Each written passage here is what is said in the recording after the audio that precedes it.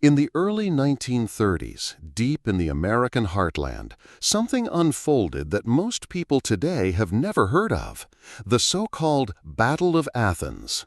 Not the famous one in ancient Greece, but right in Athens, Tennessee. The story begins long before the first shot was fired, in a small town gripped by a pervasive and powerful political machine. McMinn County was run by Sheriff Paul Cantrell and his chief deputy, Pat Mansfield. These men had built a local dynasty through a system of patronage and control. Their power came not from public support, but from a relentless campaign of intimidation and voter fraud.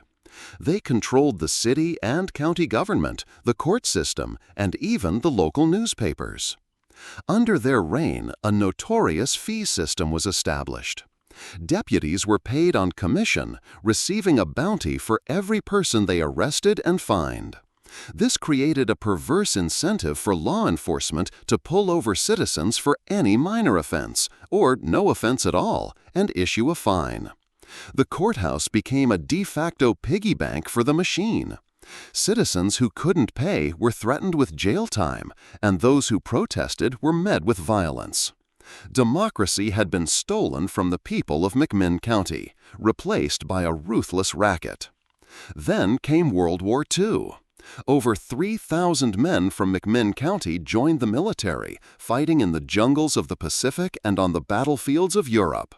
They had left a town ruled by tyranny, and they returned as veterans who had risked their lives to defeat it on a global scale. They had witnessed firsthand what happens when citizens lose their voice. They were not about to accept it at home. Back in Athens, they formed a group called the GI's Nonpartisan League, led by a charismatic veteran named Bill White. Their mission was simple: to end the corruption and restore fair elections. They put up their own slate of candidates, including Bill White himself, who ran for sheriff against the incumbent. Their campaign was a direct challenge to the machine. As the August 1, 1946 election day approached, tensions boiled over. The machine's strategy was to intimidate voters and rig the results. They stationed armed deputies at the polling places, harassing and assaulting anyone who looked like they might vote against them. Voters who had a reputation for supporting the GIs were turned away. The veterans who were monitoring the polls saw the fraud happening in plain sight. They knew this was their last chance. They had promised the people a free and fair election, and they were not going to back down. As the polls closed, the deputies, led by Pat Mansfield, tried to seize the ballot boxes and take them to the local jail, where the votes would be counted, or rather, miscounted, in secret.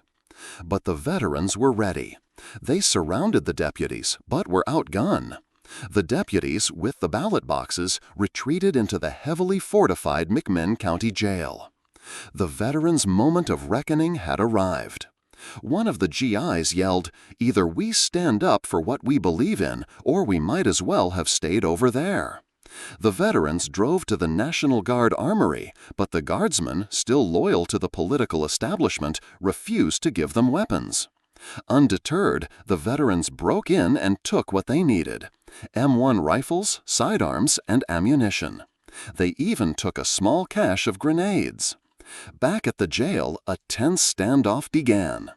The veterans surrounded the building, and a lone GI, Sergeant Ralph Duggan, walked to the jail door and demanded the ballot boxes.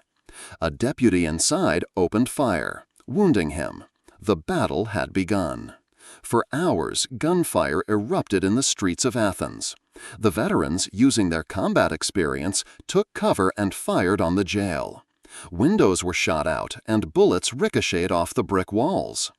At one point, a grenade was thrown at the jail's front door to intimidate the deputies inside. A small charge of dynamite was used to blow out the jail's front entrance, forcing the deputies to surrender. By dawn, the veterans had taken control of the jail. They forced the corrupt officials to surrender, and with the townspeople gathered outside, they broke open the ballot boxes. A crowd cheered as the votes were counted publicly and honestly. For the first time in years, the people of McMinn County had a free and honest election. Their veteran-backed candidates won in a landslide, and Bill White became the new sheriff.